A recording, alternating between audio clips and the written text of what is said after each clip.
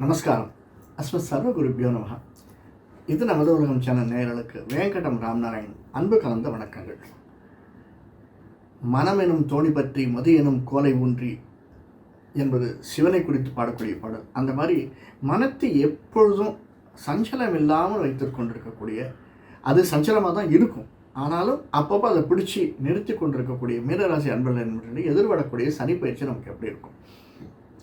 Sir, எல்லா பயிற்சியும் ஒரே மாதிரி தான் இருக்குது, பிரச்சனை ஒன்றும் தீர்ந்த மாதிரி தெரில, 7 நாள் சனி ஆரம்பிச்சிருக்குன்னு சொன்னாங்க, 2.5 வருஷம் ஆச்சு, இருக்க பிரச்சனை தான் வருது. அதுவும் இப்போ நம்ம வீட்டுக்கே வராரு சனின்றாங்க. எவ்வளோ பிரச்சனை இருக்கும்னு தெரியல. சார், பிரச்சனை இல்லாமல் வாழ்க்கையா? 30 வருஷமாக நம்ம பிரச்சனையை பார்த்துட்டு இருக்கோம், அதனாலலாம் சோர்ந்து போயிடலாமா? நிச்சயமாக சோர்ந்து போகக்கூடாது. இந்த பிரச்சனையெல்லாம் சில நல்லதும் உண்டு, பிரச்சனை இல்லைன்னு நான் சொல்ல மாட்டேன், நல்லதும் உண்டு. என்னென்ன நல்லது வருது, அது சின்னதாக பரிகாரம் செஞ்சால் அதை ஏதாவது பண்ணிடலாமா? கொஞ்சம் ஒரு மலையை பரட்ட முடியாது ஒரு பரிகாரத்தினால. ஒரு பரிகாரம் அப்படிங்கிறது என்னென்னா, நமக்கு குளிர்ற போது ஒரு 2 போர்வையை மேலே போத்திக்கிறது. அதனால் குளிரும் போகிறதில்ல, நம்ம உடம்பும் இதுவாக போகிறதில்ல, கொஞ்சம் சூடு கொடுக்கும். அப்படிதான் பரிகாரம் அப்படின்னு நாம் சொல்கிறோம். அதை ஏதாவது இருக்கான்னு பார்க்கலாம். சரியா? நான் முதல்ல பலன் பார்க்குறதுக்கு முன்னாடி கிரக பொசிஷன்ஸ் பார்த்துக்கலாம். அதாவது மீனத்தில் தான் ஒரு 6 பேர் கும்மி அடிக்கிறாங்க. நான் வேற ஒரு காணொளியில் போட்டிருந்தேன். சூரியன், சந்திரன், புதன், சுக்கிரன், ராகு, சனி. ஒருத்தர் கேட்டிருந்தார், சார் சந்திரன் விலகிடுவார், சூரியன் 20 நாளில் போயிடுவார் சார், எப்படி நீங்கள் 6 பேர்னு போட்டிருக்கீங்க அப்படின்னு. அதுவும் குருவும் அந்த இடத்துல இருக்குது. குருவனுடைய வீடு தானே அது, நம்ம வீடு குரு வீடு தானே. கேதுவால் பார்க்கப்படுகிறாரா?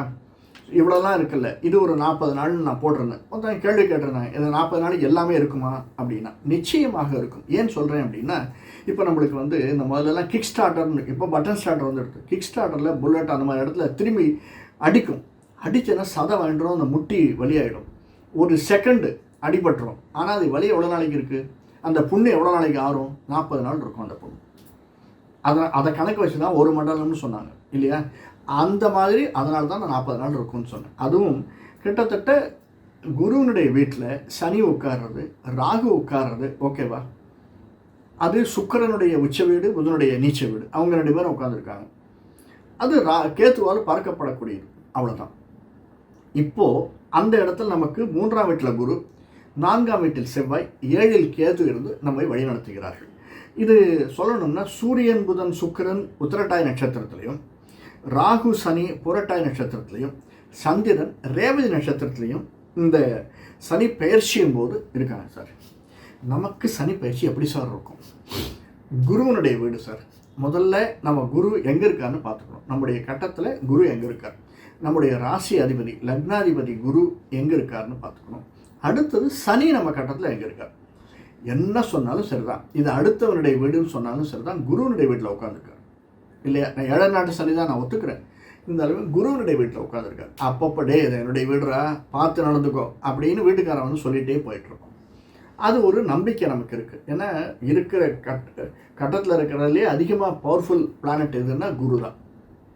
அடுத்தது சனி, அதுக்கடுத்து சூரியன், சுக்கிரன் ஒன்றுனா சொல்லிட்டு போகலாம், அவங்களுடைய இஷ்டத்துக்கு ஏற்றபடி எல்லாமே ஏற்றம் தரக்கூடியது தான். 3ஆவது நம்ம புரட்டாதி உத்திரட்டாதி நட்சத்திரக்காரர்கள் தான். நம்ம குரு, சனி, புதன் திசையில் நம்ம பிறந்திருப்போம் இல்லையா? செல்லு போக மீதுன்னு இருப்பாங்க, அந்த திசைகளை தான் நம்ம பிறந்திருப்போம்.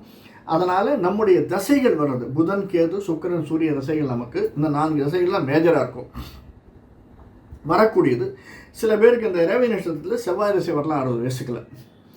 நமக்கு இந்த தசைகள்னால, ஏன்னா புதன், கேது, சுக்கிரன், சூரியன். புதன் இங்கே உட்காந்துருக்கான், கேது நமக்கு 7ஆம் வீட்டில் உட்காந்துருக்கான், கேது திசை. சுக்கிரன், சுக்கிரன் நமக்கு 3ஆம் வீட்டுக்குடையவன், 3க்கும் 8க்கும் உடையவன் எங்கே இருக்கான்னு. சூரியன் நமக்கு 6ஆம் வீட்டுக்குடையவன். இந்த தசைகள் தான் நமக்கு மேஜராக வரக்கூடியது. இதனால் சனியினால், இந்த பயிற்சியினால் என்னென்ன பாதகங்கள் சாதகங்கள் நமக்கு வரும் இந்த தசையில் இருப்பவர்களுக்கு அப்படிங்கிறத நம்ம பார்க்கலாம். அதாவது நம்ம முன்னாடியே பார்த்துருக்கோம் இந்த கும்மி அடிக்கிறது அப்படின்னு. என்னுடைய வேறொரு காணொலியில் நான் சொல்லியிருக்கேன், பார்த்துருப்பீங்க நிறைய பேர். அதில் ஒரு சில பேர் கேள்வி வேறு கேட்டிருக்காங்க, அதையும் நான் பதில் சொல்லியிருக்கேன். அப்படிப்பட்ட ஒரு சந்தர்ப்ப சூழ்நிலையில் இந்த சனி திசை இன்னும் 2.5 வருடங்கள் நமக்கு இருக்கத்தான் செய்கிறது. என்ன பாடுபடுத்தும், என்ன நல்லது கொடுக்கும்? நிச்சயமாக நல்லதும் உண்டு சார், இல்லைன்னு நான் சொல்லவே மாட்டேன். என்ன சார் நல்லது கொடுக்கும் அப்படின்னா, நிறைய கஷ்டத்தை கொடுக்கும், பல லாபங்களையும் கொடுக்கும். பல லாபங்கள் அப்படின்னா எதிர்பாராத வரவு நமக்கு வருவதற்கான சாத்தியக்கூறுகள் அதிகமாக இருக்குது. எப்படி சார்னா, தன்னுடைய 10ஆம் பார்வையை நம்முடைய 10ஆம் வீட்டை பார்க்குறார். அது குருவனுடைய வீடு. அது மட்டுமல்ல, குரு பயிற்சிக்கு அப்புறமா குருவும் 7ஆம் பார்வையாக அந்த 10ஆம் வீட்டை பார்க்குறார்.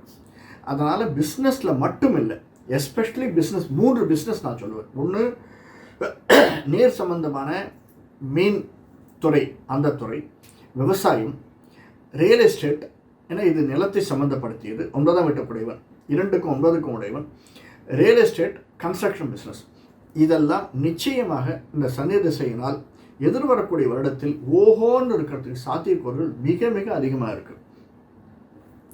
ஒரு விஷயம், இது வரைக்கும் யாராவது சப்ஸ்கிரைப் பண்ணலன்னா நம்ம சேனலை சப்ஸ்கிரைப் பண்ணிக்கோங்க, பெல் பட்டன் அழுத்துங்க, லைக் பண்ணுங்கள், பிடிச்சிருந்ததுன்னா ஷேர் பண்ணுங்கள். எதிர்வரக்கூடிய காலநிகள், அடுத்தது வரக்கூடிய குரு பயிற்சி, ராகுகேது பயிற்சி, அது மட்டும் இல்லாமல் ஒவ்வொரு தசைக்கும் நமக்கு, ஒவ்வொரு நட்சத்திரத்துக்கும் நம்ம தசை வரைச்சே இந்த திசையில் நான் இருக்கேன் சார். இப்போ புரட்டாதி நட்சத்திரம்னா கேது திசை என்ன பண்ணும், அந்த கேது திசை எனக்கு கேது இந்த இடத்துல இருந்தால் என்ன பண்ணும், என்ன சின்ன ஏதாவது பிரச்சனைகள் வருமா, அல்லது நான் அதை எப்படி சமாளிக்கணும், எனக்கு எதிர்வரக்கூடிய நாட்களில் நல்லா இருக்கணும்னா நான் என்ன பண்ணணும், என்ன சின்ன சின்ன பரிகாரங்கள் என்னால் இயன்ற அளவுக்கு ஹோமம் இல்லாமல் அந்த மாதிரி பண்ணணும்னா என்ன பண்ணணும் அப்படின்னு காணொலியில் போட போகிறேன். அதனால் நீங்கள் சப்ஸ்கிரைப் பண்ணி வச்சுக்கோங்க. இப்போது இந்த சனி பயிற்சியை நாம் மெயினாக பார்க்கச்சு, ஏன்னா அடுத்த 3 மாதங்கள் இவர்கள் கும்மேடிக்கு போகிறாங்க. அடுத்த ஒரு வருடம் விஸ்வாச வருஷம், அதற்கு அடுத்து ஏற்றங்கள் வரக்கூடிய இருக்குது.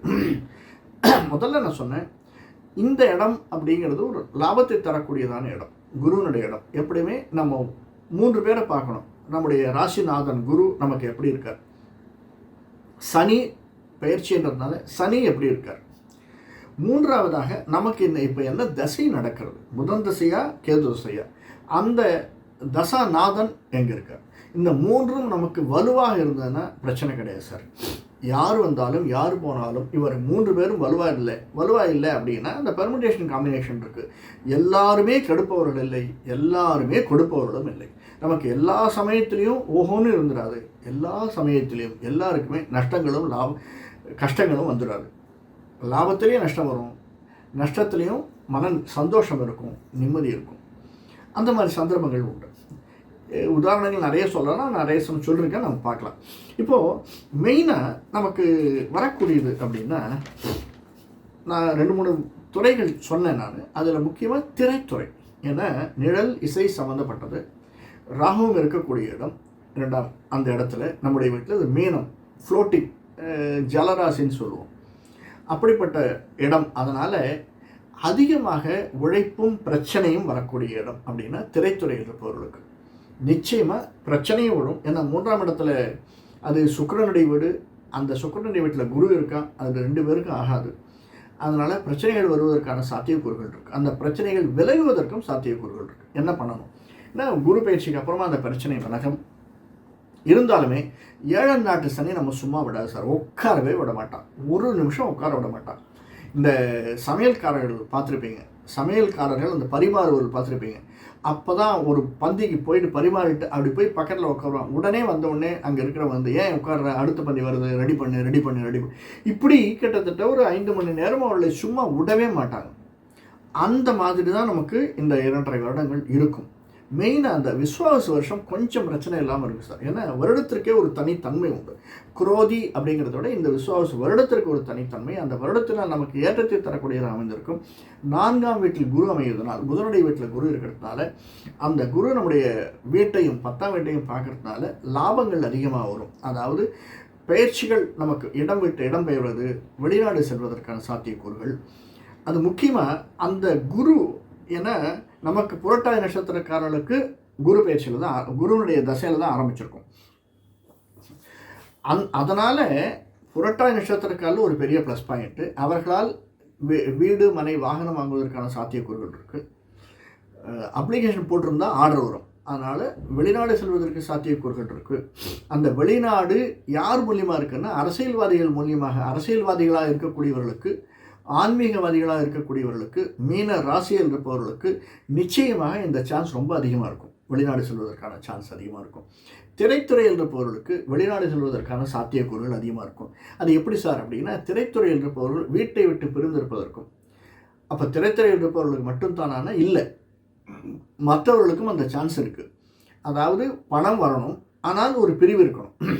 அப்படிப்பட்ட சூழ்நிலை ஏற்படுவதற்கு மீனராசிக்காரர்களுக்கு கொஞ்சம் அதிகமாகவே இருக்கிறது.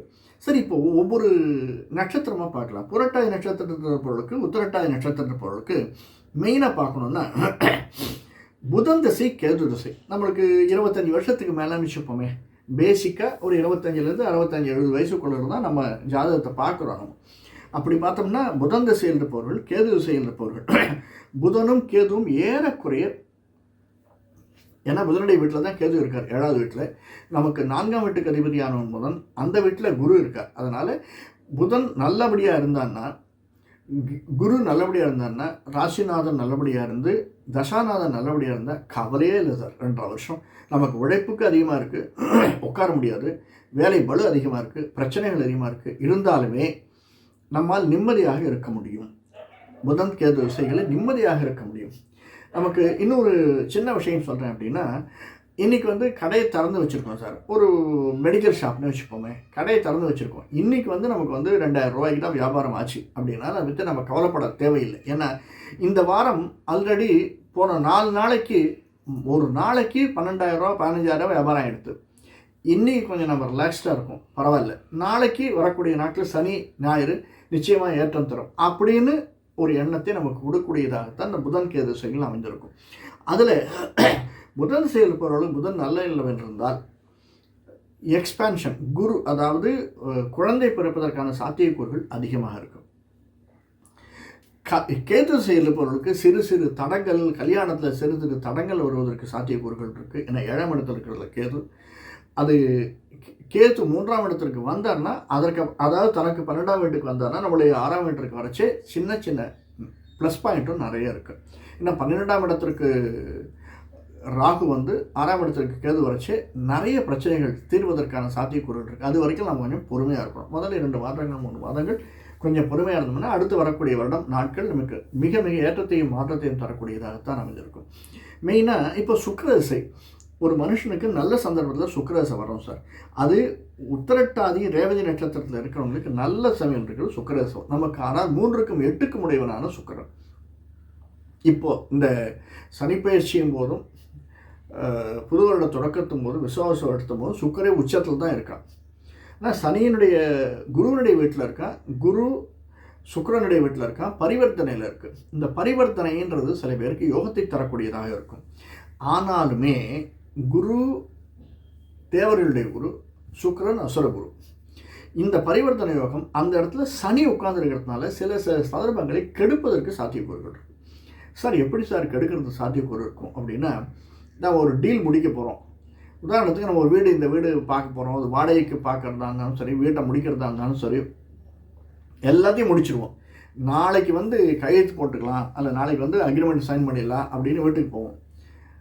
ஒன்று நமக்கு நல்ல செய்தி வராது, அல்லது நமக்கு என்ன சொன்ன, என்னப்பா நீ அவசரப்படுற, அதை விட சீப்பாக 60 லட்சத்தில் இங்கே முடிக்கிறது ஒரு வீடு இருக்குது, நீ போய் 70 லட்சத்தில் அந்த இடத்த போய் வாங்குற அப்படின்னு சொல்லிடுவான்.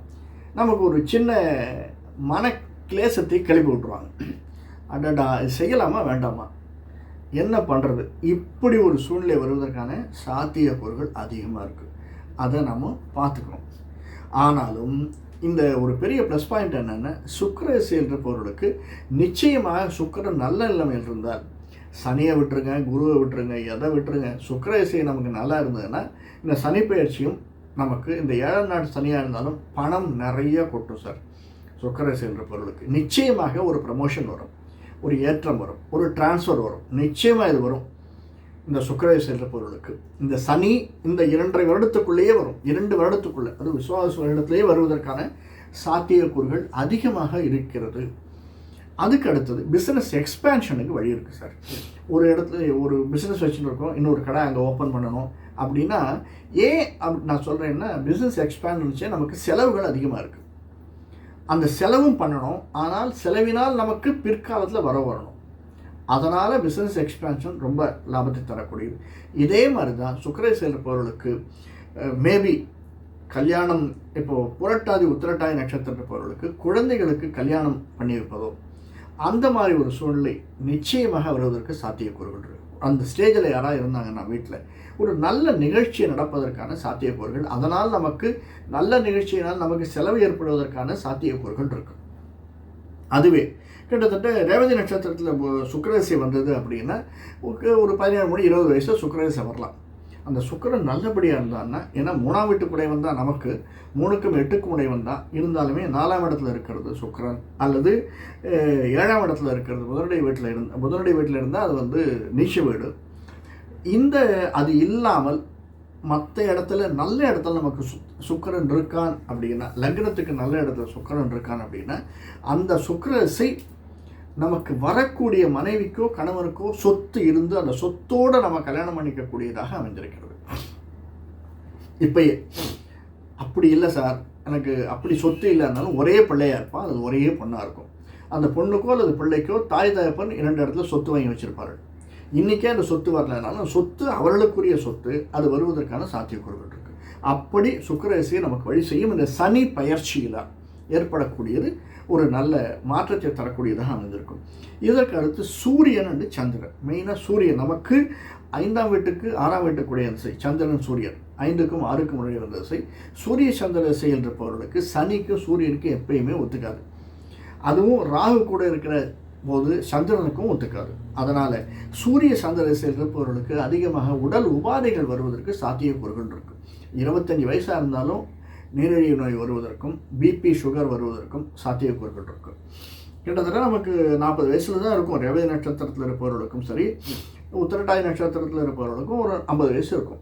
அதனால் சூரிய செயல் இருப்பவர்களுக்கு அல்லது சந்திர செயல் இருந்தாலுமே உடல் உபாதைகள் அதிகமாக வருவதற்கு சாத்தியக்கூறுகள் இருக்குது.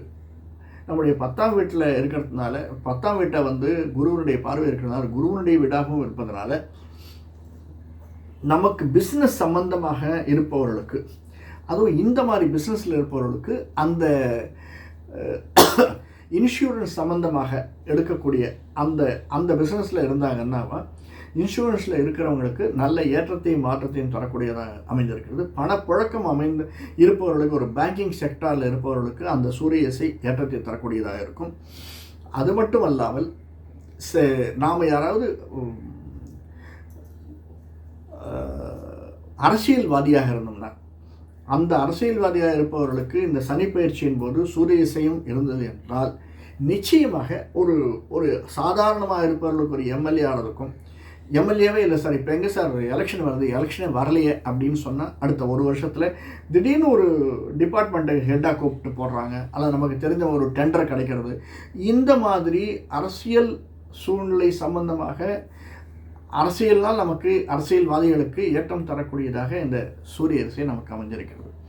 சந்திர திசை சாதாரணமாக கொஞ்சம் மழை, அதாவது ரொம்ப ஓஹோன்னு இல்லாமல் ரொம்ப இதுவாகவும் இல்லாமல் அப்படியே ஆர்டினரியாக போகிறதுக்கு தான் சந்திர திசையில் இருப்பவர்கள். இந்த சனிப்பயிற்சி ரொம்ப கெடுக்காது, ரொம்ப ஓஹோன்னு கொடுக்காது, ஒன்றுமே பண்ணாது, இருக்கிறது தள்ளி சரிச்சுன்னு போயிடும்.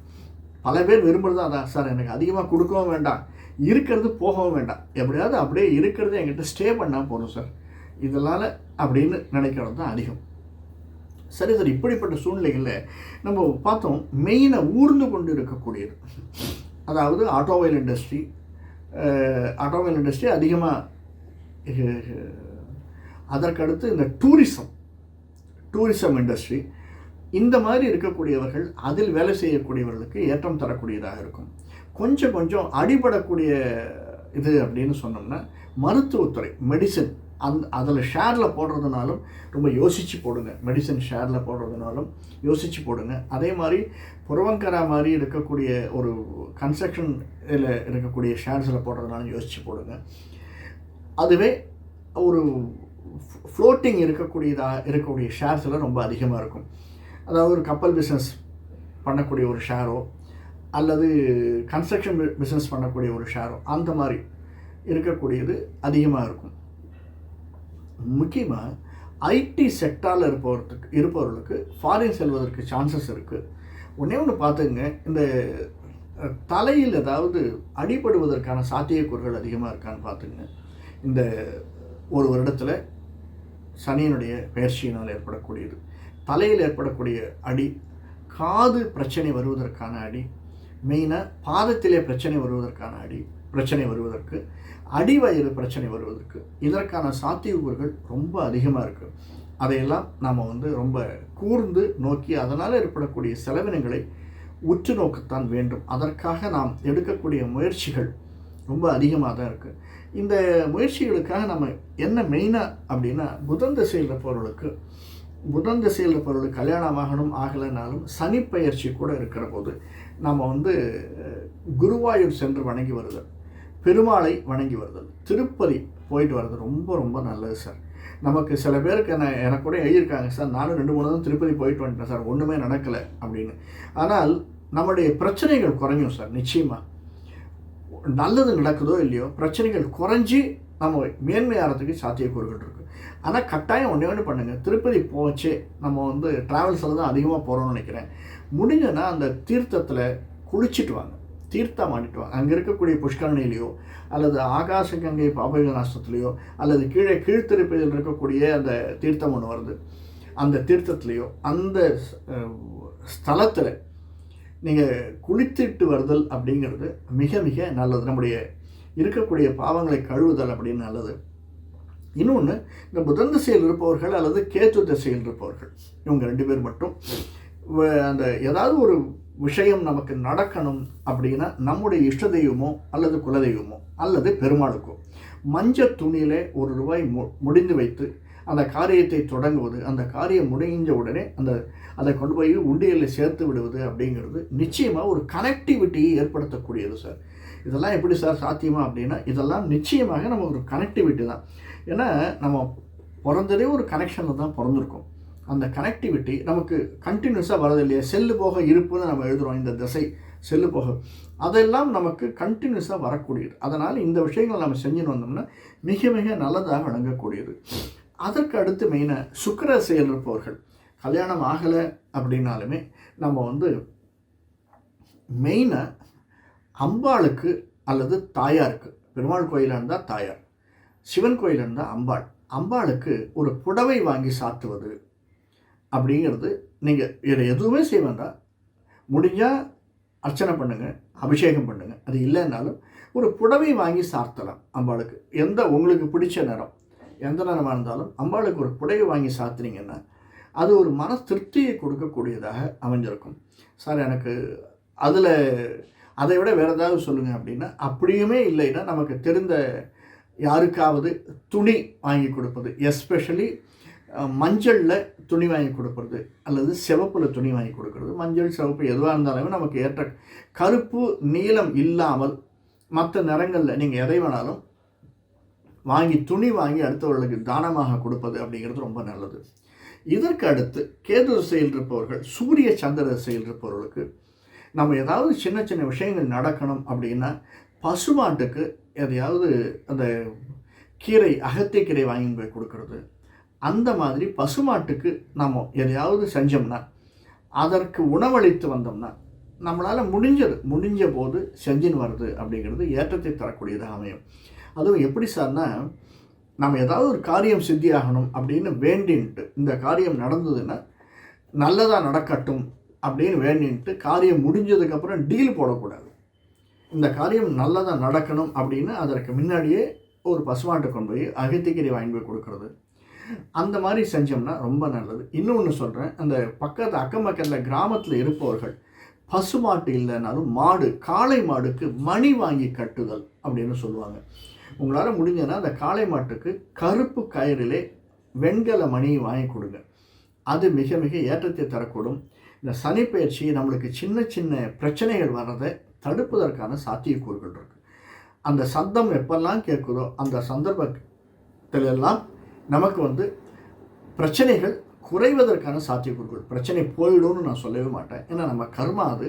பிரச்சனையை எதிர்கொள்வதற்கான மன வலிமை கிடைக்கும், அதற்கான சாத்தியக்கூறுகள் இருக்கும். இதெல்லாம் நாம் சின்ன சின்ன செய்கைகள் நாம் செஞ்சுன்னு வரலாம். இதற்கும் மேலே தயவு செஞ்சு முக்கியமாக ஒன்று, நம்முடைய குலதெய்வ இஷ்ட தெய்வ வழிபாட்டை மட்டும் விட்டுறாதீங்க. அது கட்டாயம் செய்ய வேண்டியது. எல்லை தெய்வமாக இருந்தால் அதற்கு நம்ம வெளியில் போகிற போதோ, நமக்கு ஏதாவது ஒரு காரியம் சித்தியாகணும்னு நினைக்கிற போதோ ஒரு கற்பூரம் ஏற்றிட்டு எண்ணெய் விளக்கு ஏற்றி விட்டு வருதல் அப்படிங்கிறது மிக மிக ஏற்றத்தையும் மாற்றத்தையும் நமக்கு தரக்கூடும். முக்கியமாக 7ஆம் நாள் சனி இன்னும் போகலை. அதனால் திருவண்ணாமலை அந்த மாவட்டத்தில் அந்த சந்தர்ப்பத்தில் இருக்கிறவங்க எர்ரிக்குப்பம்னு ஒரு இடம் இருக்குது. அந்த இடத்தில் சென்று சனிக்கிழமையில் அல்லது நம்முடைய நட்சத்திரத்தன்றி புரட்டாதி உத்திரட்டாதி ரேவதி நட்சத்திரம் வரும்போது அந்த கோவிலுக்கு, சனீஸ்வரன் கோவிலுக்கு சென்று வணங்கி வருதல் அப்படிங்கிறது ரொம்ப ஏற்றத்தையும் மாற்றத்தையும் தரும். அப்படி அங்கே போக முடியல அப்படின்னா இங்கே திருக்காட்டுப்பள்ளின்னு ஒரு இடம் இருக்குது தஞ்சாவூர் பக்கத்தில், அங்கே போகலாம்.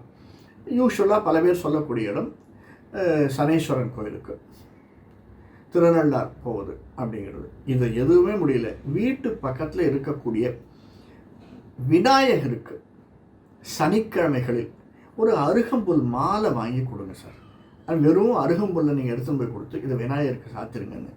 இதையெல்லாம் செய்ய முடியாதவர்கள் இருந்தாலுமே இன்னும் ஒன்றே ஒன்று சொல்கிறேன், ஒரு 2 எலுமிச்சம்பழம் வாங்கி போங்க.